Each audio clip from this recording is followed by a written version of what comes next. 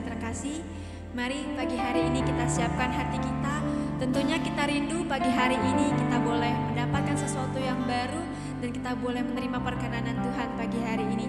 Sebelum itu mari kita sama-sama berdoa. Tuhan Yesus, terima kasih untuk pagi hari ini. Terima kasih untuk hari yang masih Tuhan percayakan untuk kami. Kami percaya Tuhan ada sesuatu yang baru yang boleh kami terima pagi hari ini. Tuhan memberkati setiap kami Tuhan, bawa kami terus dalam hadirat-Mu sehingga kami boleh terus merasakan Engkau begitu baik dalam hidup kami. Terima kasih Tuhan, kami siap lebih lagi menyembah Engkau Tuhan. Haleluya.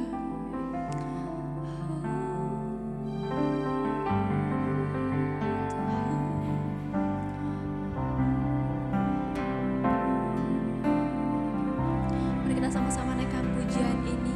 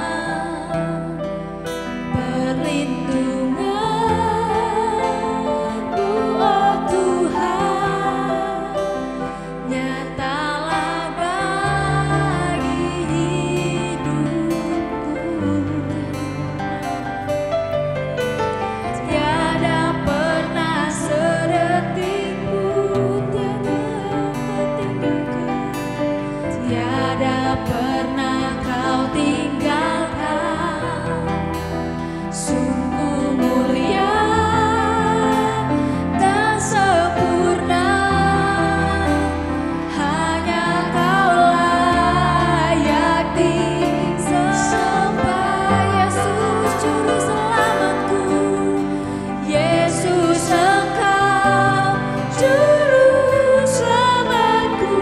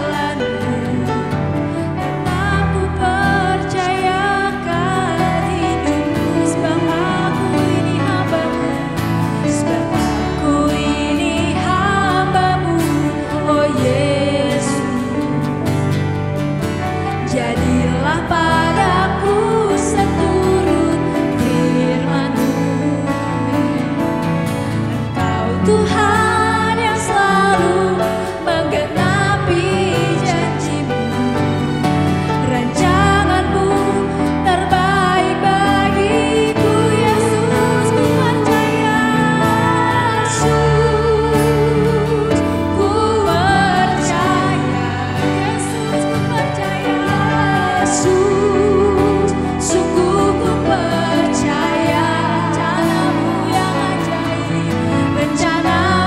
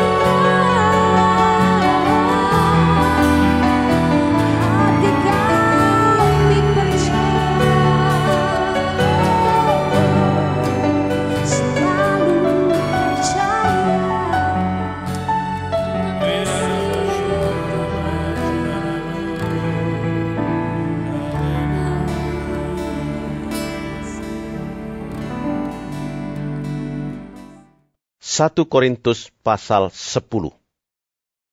Aku mau supaya kamu mengetahui, saudara-saudara, bahwa nenek moyang kita semua berada di bawah perlindungan awan, dan bahwa mereka semua telah melintasi laut. Untuk menjadi pengikut Musa, mereka semua telah dibaptis dalam awan dan dalam laut. Mereka semua makan makanan rohani yang sama, dan mereka semua minum minuman rohani yang sama, sebab mereka minum dari batu karang rohani yang mengikuti mereka, dan batu karang itu ialah Kristus. Tetapi sungguh pun demikian, Allah tidak berkenan kepada bagian yang terbesar dari mereka, karena mereka ditewaskan di padang gurun. Semuanya ini telah terjadi sebagai contoh bagi kita untuk memperingatkan kita, supaya jangan kita menginginkan hal-hal yang jahat seperti yang telah mereka perbuat, dan supaya jangan kita menjadi penyembah-penyembah berhala sama seperti beberapa orang dari mereka. Seperti ada tertulis, maka duduklah bangsa itu untuk makan dan minum. Kemudian bangunlah mereka dan bersukaria. Janganlah kita melakukan percabulan seperti yang dilakukan oleh beberapa orang dari mereka, sehingga pada satu hari telah tewas 23.000 orang. Dan janganlah kita mencobai Tuhan seperti yang dilakukan oleh beberapa orang dari mereka, sehingga mereka mati dipagut ular. Dan janganlah bersungut-sungut seperti yang dilakukan oleh beberapa orang dari mereka, sehingga mereka dibinasakan oleh malaikat maut. Semuanya ini telah menimpa mereka sebagai contoh, dan dituliskan untuk menjadi peringatan bagi kita yang hidup pada waktu di mana zaman akhir telah tiba. Sebab itu, siapa yang menyangka bahwa ia teguh berdiri, hati-hatilah supaya ia jangan jatuh. Pencobaan-pencobaan yang kamu alami ialah pencobaan-pencobaan biasa yang tidak melebihi kekuatan manusia. Sebab Allah setia, dan karena itu Ia tidak akan membiarkan kamu dicobai melampaui kekuatanmu. Pada waktu kamu dicobai, Ia akan memberikan kepadamu jalan keluar, sehingga kamu dapat menanggungnya. Karena itu, saudara-saudaraku yang kekasih, jauhilah penyembahan berhala. Aku berbicara kepadamu sebagai orang-orang yang bijaksana. Pertimbangkanlah sendiri apa yang aku katakan. Bukankah cawan pengucapan syukur yang atasnya kita ucapkan syukur adalah persekutuan dengan darah Kristus? Bukankah roti yang kita pecah-pecahkan adalah persekutuan dengan tubuh Kristus? Karena roti adalah satu, maka kita sekalipun banyak adalah satu tubuh, karena kita semua mendapat bagian dalam roti yang satu itu. Perhatikanlah bangsa Israel menurut daging. Bukankah mereka yang makan apa yang dipersembahkan mendapat bagian dalam pelayanan mezbah? Apakah yang kumaksudkan dengan perkataan itu? Bahwa persembahan berhala adalah sesuatu? Atau bahwa berhala adalah sesuatu? Bukan. Apa yang kumaksudkan ialah bahwa persembahan mereka adalah persembahan kepada roh-roh jahat, bukan kepada Allah. Dan aku tidak mau bahwa kamu bersekutu dengan roh-roh jahat. Kamu tidak dapat minum dari cawan Tuhan dan juga dari cawan roh-roh jahat. Kamu tidak dapat mendapat bagian dalam perjamuan Tuhan dan juga dalam perjamuan roh-roh jahat. Atau maukah kita membangkitkan cemburu Tuhan? Apakah kita lebih kuat daripada Dia? Segala sesuatu diperbolehkan, benar, tetapi bukan segala sesuatu berguna. Segala sesuatu diperbolehkan, benar, tetapi bukan segala sesuatu membangun. Jangan seorang pun yang mencari keuntungannya sendiri, tetapi hendaklah tiap-tiap orang mencari keuntungan orang lain. Kamu boleh makan segala sesuatu yang dijual di pasar daging, tanpa mengadakan pemeriksaan karena keberatan-keberatan hati nurani, karena bumi serta segala isinya adalah milik Tuhan. Kalau kamu diundang makan oleh seorang yang tidak percaya, dan undangan itu kamu terima, makanlah apa saja yang dihidangkan kepadamu tanpa mengadakan pemeriksaan karena keberatan-keberatan hati nurani. Tetapi, kalau seorang berkata kepadamu, itu persembahan berhala, janganlah engkau memakannya.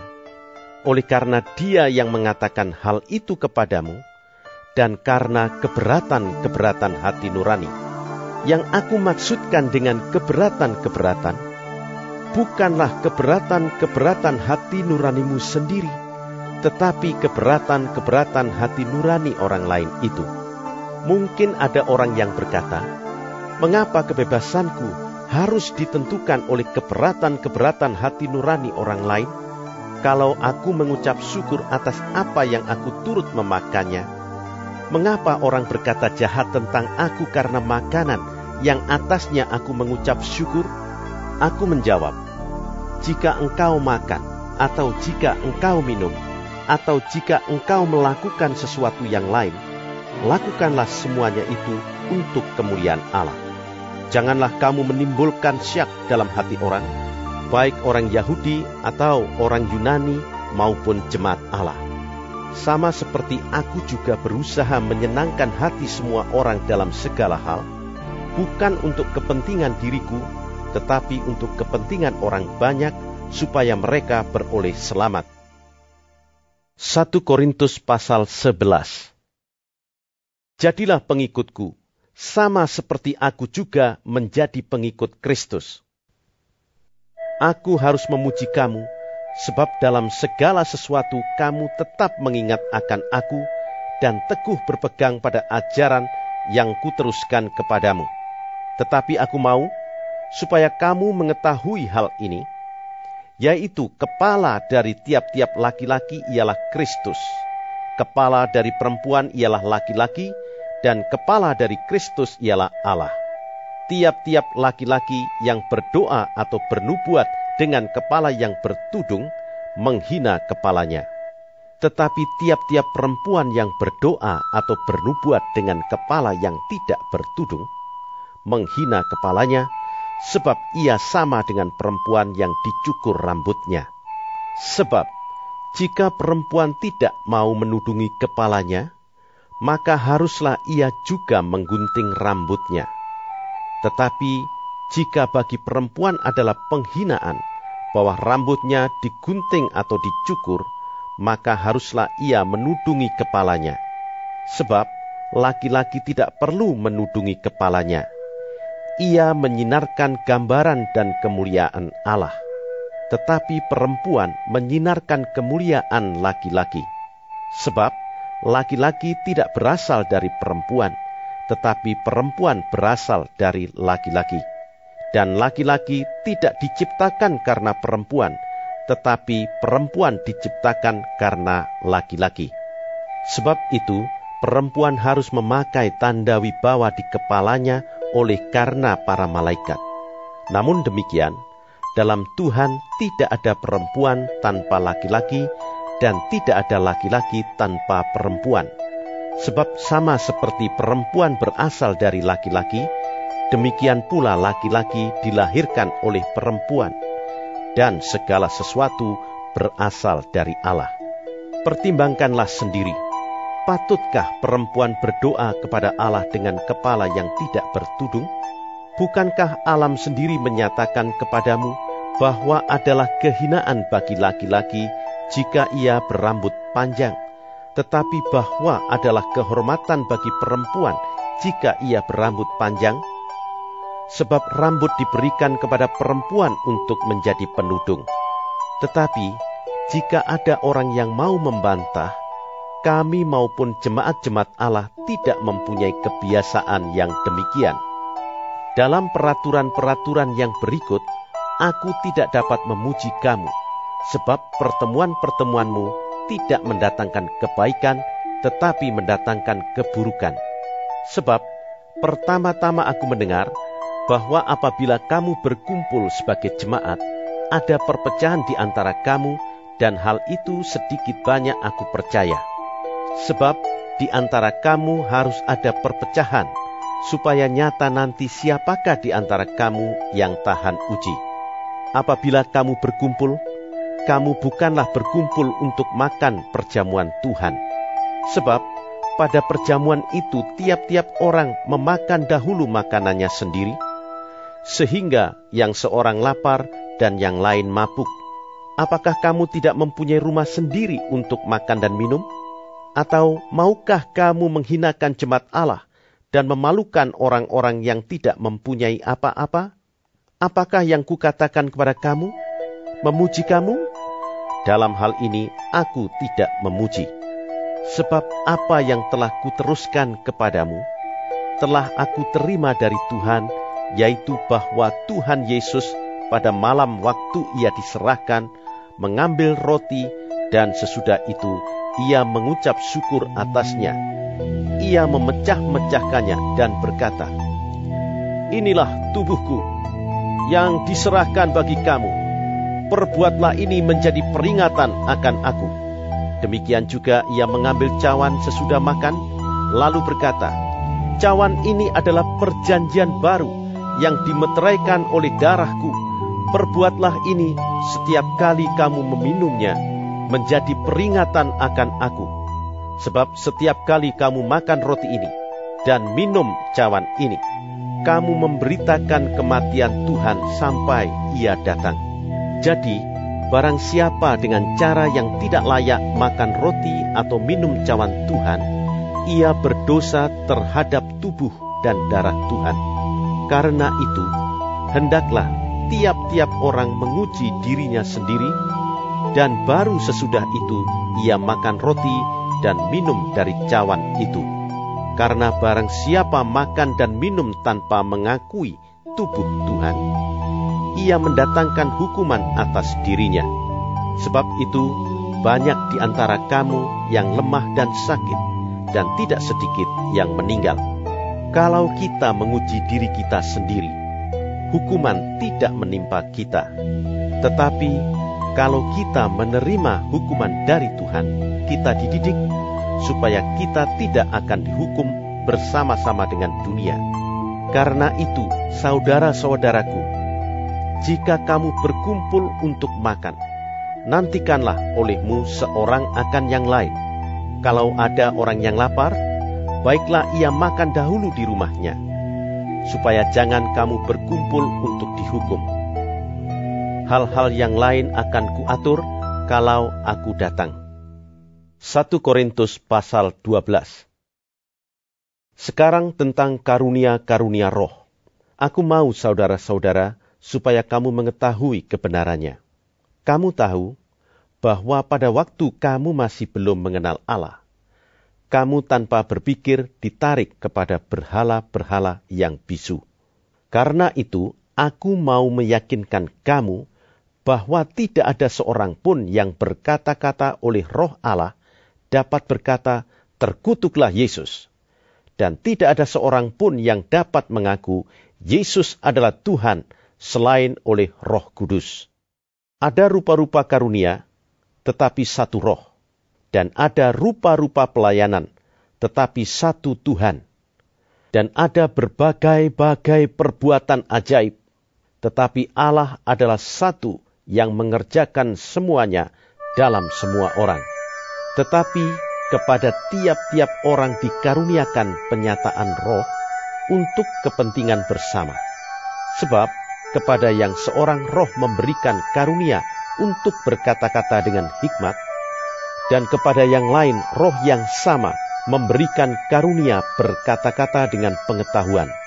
Kepada yang seorang roh yang sama memberikan iman, dan kepada yang lain ia memberikan karunia untuk menyembuhkan. Kepada yang seorang roh memberikan kuasa untuk mengadakan mujizat, dan kepada yang lain ia memberikan karunia untuk bernubuat, dan kepada yang lain lagi ia memberikan karunia untuk membedakan bermacam-macam roh, kepada yang seorang ia memberikan karunia untuk berkata-kata dengan bahasa roh, dan kepada yang lain ia memberikan karunia untuk menafsirkan bahasa roh itu. Tetapi semuanya ini dikerjakan oleh Roh yang satu dan yang sama, yang memberikan karunia kepada tiap-tiap orang secara khusus seperti yang dikehendakinya. Karena sama seperti tubuh itu satu, dan anggota-anggotanya banyak, dan segala anggota itu sekalipun banyak merupakan satu tubuh, demikian pula Kristus. Sebab dalam satu roh, kita semua, baik orang Yahudi maupun orang Yunani, baik budak maupun orang merdeka, telah dibaptis menjadi satu tubuh, dan kita semua diberi minum dari satu roh. Karena tubuh juga tidak terdiri dari satu anggota, tetapi atas banyak anggota. Andai kata kaki berkata, "Karena aku bukan tangan, aku tidak termasuk tubuh." Jadi benarkah ia tidak termasuk tubuh? Dan andai kata telinga berkata, "Karena aku bukan mata, aku tidak termasuk tubuh." Jadi benarkah ia tidak termasuk tubuh? Andai kata tubuh seluruhnya adalah mata, di manakah pendengaran? Andai kata seluruhnya adalah telinga, di manakah penciuman? Tetapi Allah telah memberikan kepada anggota masing-masing secara khusus suatu tempat pada tubuh seperti yang dikehendakinya. Andai kata semuanya adalah satu anggota, di manakah tubuh? Memang ada banyak anggota, tetapi hanya satu tubuh. Jadi mata tidak dapat berkata kepada tangan, "Aku tidak membutuhkan engkau." Dan kepala tidak dapat berkata kepada kaki, "Aku tidak membutuhkan engkau." Malahan justru anggota-anggota tubuh yang nampaknya paling lemah, yang paling dibutuhkan.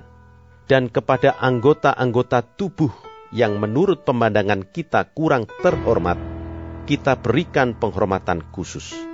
Dan terhadap anggota-anggota kita yang tidak elok, kita berikan perhatian khusus. Hal itu tidak dibutuhkan oleh anggota-anggota kita yang elok.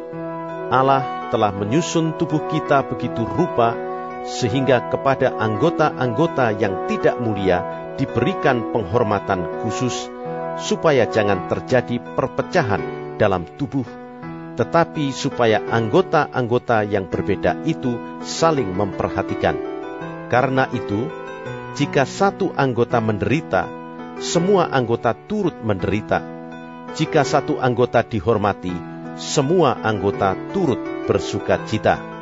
Kamu semua adalah tubuh Kristus, dan kamu masing-masing adalah anggotanya. Dan Allah telah menetapkan beberapa orang dalam jemaat. Pertama sebagai rasul, kedua sebagai nabi, ketiga sebagai pengajar. Selanjutnya, mereka yang mendapat karunia untuk mengadakan mujizat, untuk menyembuhkan, untuk melayani, untuk memimpin, dan untuk berkata-kata dalam bahasa roh. Adakah mereka semua rasul, atau nabi, atau pengajar? Adakah mereka semua mendapat karunia untuk mengadakan mujizat, atau untuk menyembuhkan, atau untuk berkata-kata dalam bahasa roh, atau untuk menafsirkan bahasa roh? Jadi, berusahalah untuk memperoleh karunia-karunia yang paling utama, dan aku menunjukkan kepadamu jalan yang lebih utama lagi. Terima kasih Tuhan untuk firman-Mu pada pagi hari ini. Sungguh mengingatkan kami Tuhan, untuk kami hidup semakin hari semakin berkenan di hadapan Tuhan.